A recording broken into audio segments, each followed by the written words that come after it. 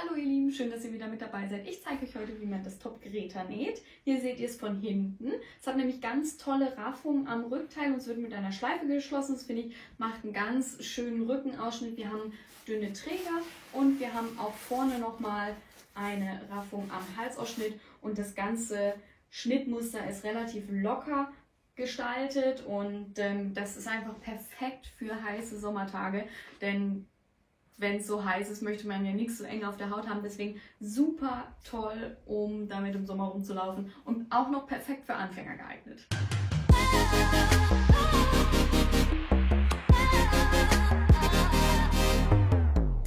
Was brauchen wir dafür? Wir brauchen einen Stoff. Der sollte 1,10 Meter lang sein, wenn er 1,40 Meter breit liegt. Das ist so die Standardbreite bei Stoffen. Da solltet ihr aber vielleicht noch mal kurz nachfragen, wenn ihr im Stoffladen seid. Was brauchen wir noch? Passendes Nähgarn natürlich. Wir brauchen eine Stoffschere. Wir brauchen Stecknadeln. Wir brauchen ein Maßband. Ihr könnt auch gerne noch so einen Markierungsstift benutzen, um die einzelnen Knipse anzuzeichnen. Und dann brauchen wir noch eine Sicherheitsnadel, um das Band durch das Oberteil zu fädeln. Bevor ihr mit dem Zuschnitt startet, solltet ihr den Stoff einmal kurz in die Waschmaschine schmeißen. Ich mache das immer im Kurzprogramm, 30 Grad, 15 bis 30 Minuten. Dann schrumpft der Stoff ein bisschen oder der läuft ein bisschen ein, denn Stoffe laufen beim ersten Mal waschen immer etwas ein. Und es wäre natürlich doof, wenn du alles zugeschnitten und genäht hast und dann wäschst du es das erste Mal und dann ist es eventuell zu klein. Deswegen würde ich Stoffe immer vorwaschen, bevor ihr anfangt zu nähen. Da solltet ihr wirklich nicht sparen, denn es macht echt keinen Spaß, wenn man alles fertig genäht hat und dann ist es nachher zu klein. Also aber die Waschmaschine damit und dann können wir loslegen. Wenn ihr den Stoff jetzt gewaschen, getrocknet und gebügelt habt, dann können wir mit dem Zuschnitt starten. Dafür falten wir den Stoff einmal in der Hälfte, so dass wir die rechte Seite innen haben und die linke Seite außen. Ich habe das jetzt so hingelegt, dass wir hier unten die Webkante haben, das ist dieses franselige Etwas, und oben dann den Stoffbruch, also da, wo wir den Stoff gefaltet haben. Und dann legen wir die Schnittteile jetzt so auf den Stoff, wie wir das auch hier in dem Zuschneideplan sehen. Das Vorderteil wird genau an den Stoffbruch gelegt. Da steht auch hier dann vordere Mitte Stoffbruch. Der Stoffbruch wird nicht geschnitten. Also nicht durchgeschnitten. Wenn ihr das festgesteckt habt, schneidet ihr nur an diesen Linien hier aus und lasst diese Linie bestehen oder diesen Bruch bestehen, dass wenn ihr das dann ausgeschnitten habt, dass ihr es dann quasi aufklappen könnt und habt ein doppelt so großes Teil, aber keine Schnittkante oder keine Naht in der Mitte.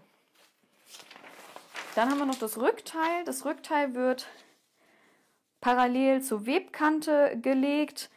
Legt es nicht ganz an den Rand, sondern ein bisschen weiter rein, weil die Webkante ist oft ein bisschen härter und ein bisschen kratziger. Deswegen würde ich die Webkante an sich aussparen und dann das Teil nah daran legen, so dass halt der Fadenlauf parallel zur Webkante ist.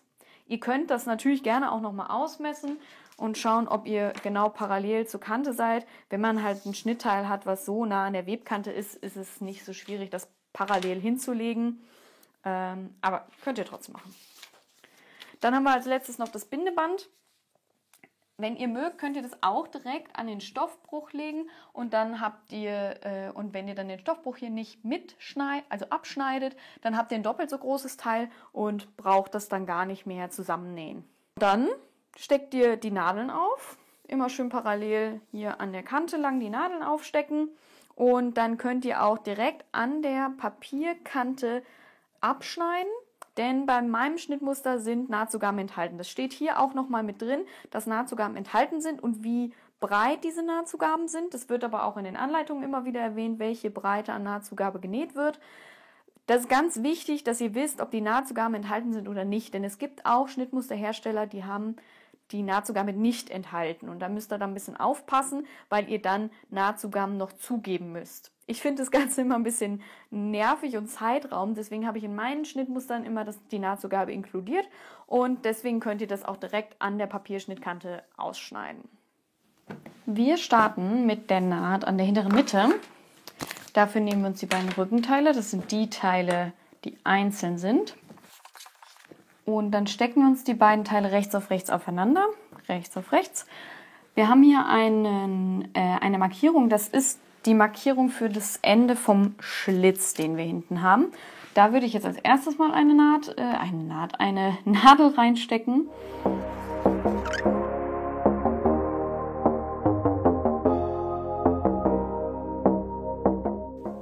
Wir starten die Naht dann an der Markierung, verriegeln dort auch, wie immer, und nähen runter zum Saum.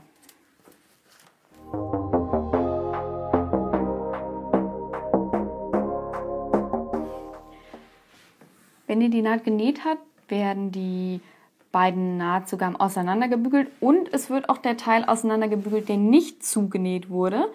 Dafür könnt ihr euch dann ein Maßband oder ein Handmaß oder was auch immer ihr gerade da habt nehmen und dann messt ihr immer 1 cm ab und bügelt das Ganze dann so um.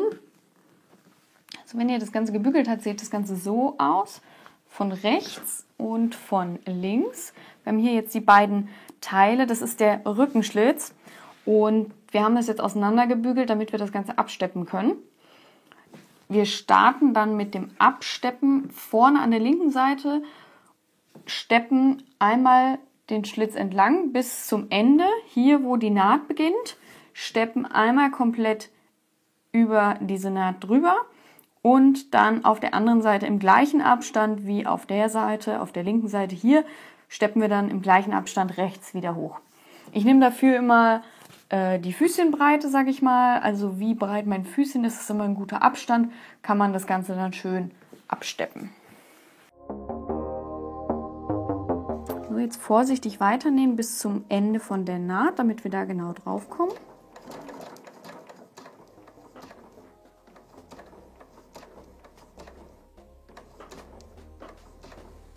Dann lasst ihr die Nadel im Stoff, macht das Füßchen hoch und dreht das gesamte Teil einmal um 90 Grad nach rechts. So habt ihr dann den ganzen Schlitz hier rechts liegen und könnt dann über das Schlitzende drüber nähen. Dafür macht ihr das Füßchen wieder runter. Und ich zähle jetzt im Kopf immer, wie viele Stiche ich bis zur Naht hier gebraucht habe, damit ich in der gleichen Breite weiter nähen kann. Also es sind jetzt bei mir 1, 2, 3, 4. Dann mache ich nochmal 1, 2, 3, 4. Wieder Nadel drin lassen, Füßchen hoch, wieder um 90 Grad weiter drehen. Das Ganze ein bisschen sortieren, dass man es wieder gerade vorm Füßchen hat. Und dann kann man im gleichen Abstand wieder nach oben nähen. Als nächstes nähen wir dann die Seitennähte. Legt man das Vorderteil rechts auf das Rückteil.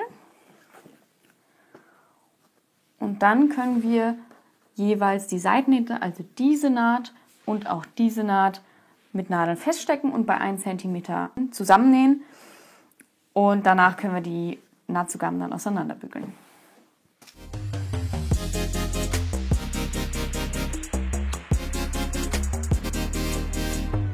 Als nächstes werden die Armausschnitte gebügelt, also die gesamte Kante. Das ist das komplette Armloch, das ist hinten, das ist vorne. Und dann könnt ihr euch ein Maßband mit zum Bügelbrett nehmen und könnt dann immer messen und 1 cm umbügeln.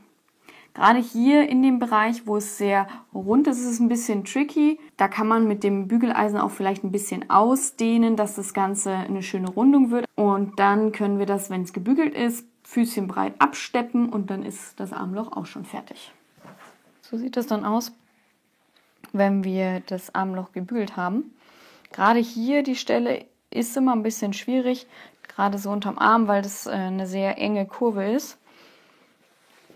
Deshalb beim Nähen ein bisschen drauf aufpassen, dass wir uns da keine Falten reinnähen. Ich fange dann jetzt an der einen Seite oben an und nähe 0,5 cm von der Kante entfernt das Armloch ab. Ich lege mir die Rundung dann auch schon mal hier so hin, wie sie auch geformt ist. Dann ist es ein bisschen einfacher, das Ganze zu nähen.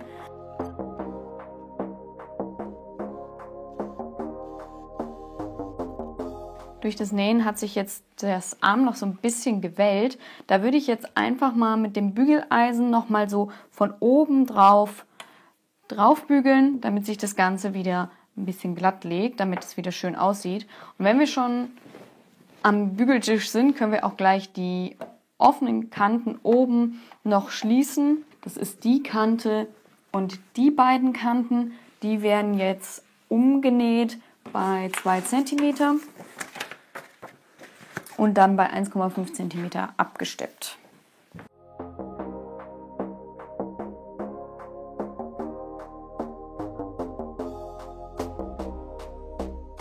Dadurch, dass wir das jetzt 1,5 cm abgesteppt haben, bekommen wir dann hier an den Ausschnittkanten so einen kleinen Tunnel.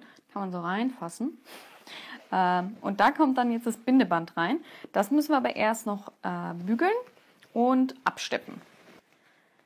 Das ist das Bindeband. Das brauchen wir nicht versäubern, weil eigentlich nachher, eigentlich auch uneigentlich, alle Schnittkanten innen sind. Deswegen können wir uns da das Versäubern sparen. Als erstes bügeln wir das komplette Band einmal in der Hälfte. Also einmal so in der Hälfte bügeln.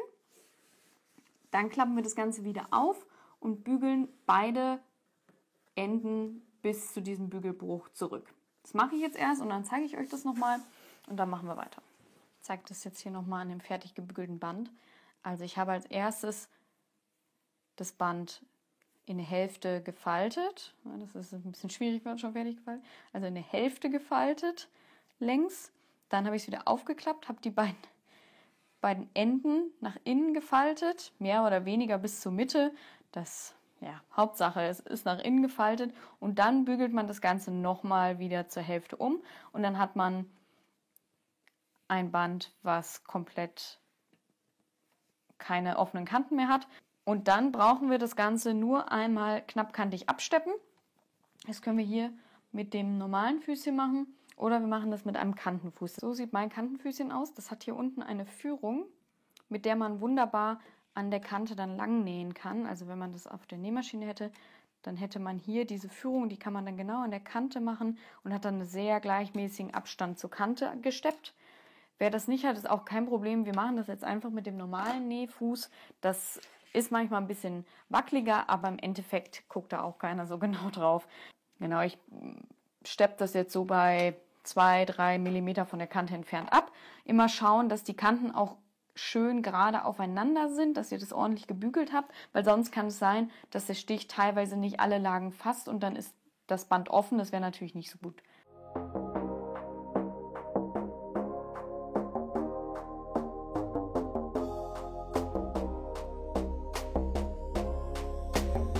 Jetzt haben wir unser Bindeband fertig und können das Ganze dann in das Oberteil einfädeln.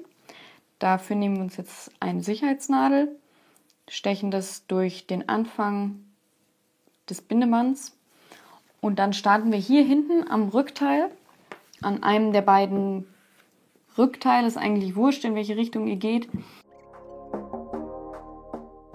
Ziehen das einmal so durch, dass wir noch ein bisschen Band über haben. Dann gehen wir durch das komplette Vorderteil.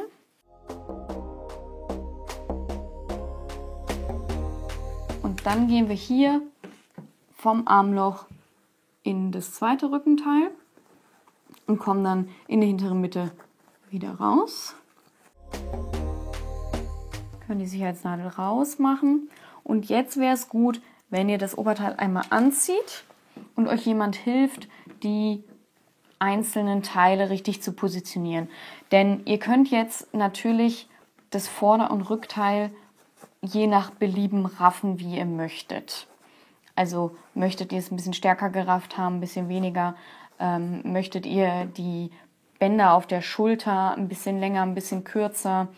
Das könnt ihr am besten machen, wenn ihr das Ganze anzieht und euch jemand hilft dabei, das Ganze zu justieren. Als allerletztes haben wir noch den Saum vor uns. Ich nehme mir immer gerne eine Hilfslinie, wenn ich solche langen Strecken umbügeln muss, denn wir müssen jetzt erstmal den Saum umbügeln und dann absteppen. Dafür mache ich mir jetzt eine Hilfslinie mit einer langen Stichlänge. Dann nehme ich immer so 3,5 als Stichlänge und steppe mir bei 3 cm hier eine Hilfsnaht. An der kann ich das Ganze dann ganz einfach umbügeln und muss nicht die ganze Zeit mit dem Maßband hantieren und nachmessen und so. Bei kurzen Strecken finde ich das in Ordnung, aber bei so langen Strecken mache ich das lieber mit so einer Hilfsnaht. Bei Hilfsnähten ganz wichtig, nicht verriegeln, denn diese Naht wird ja nachher wieder rausgezogen und da wäre eine Verriegelung ein bisschen hinderlich.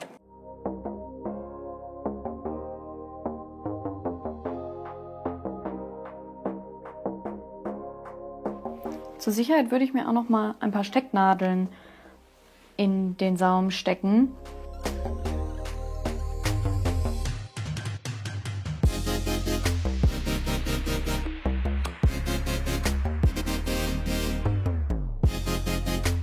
Also wenn ihr hier so ein bisschen Mehrarbeit habt, was da auch extrem gut hilft, ist einfach nochmal bügeln, wenn ihr es gesteckt habt. Also mit dem Bügeleisen nochmal so gerade von oben drauf gehen, nochmal Dampf drauf geben, dass das Ganze ein bisschen flacher wird. Ich mache das mal und dann zeige ich es nochmal.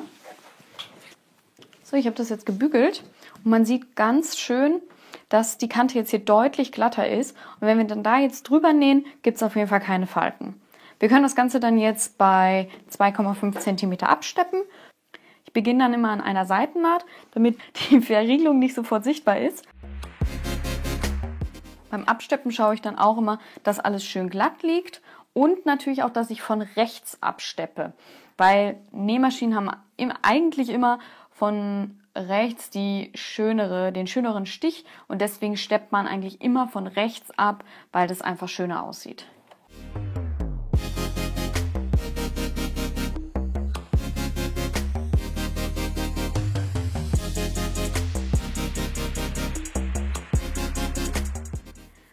Als letztes nähen wir dann noch das Label an, was im Do-it-yourself-Set enthalten ist. Da kannst du dir jetzt aussuchen, ob du die Seite mit Made by Me haben möchtest oder die Seite mit Bara Studio. Und dann können wir das Ganze dann an einem der Rückteile festnähen. Und dann wird das Label unter die Nahtzugabe geschoben. Dann klappen wir das komplette Teil weg, dass wir haben nur die Nahtzugabe und legen das Label da drunter und dann steppen wir auf der Nahtzugabe das Label fest.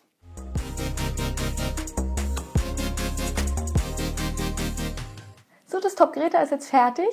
Ich wünsche jetzt ganz viel Spaß beim Tragen. Ich hoffe, es hat dir Spaß gemacht. Glückwunsch, dass du bis hierhin durchgehalten hast. Falls du noch weitere Fragen oder Anregungen hast, schreib mir gerne an christina@bara-studio.com. Und jetzt viel Spaß mit deinem Top Greta. Tschüss!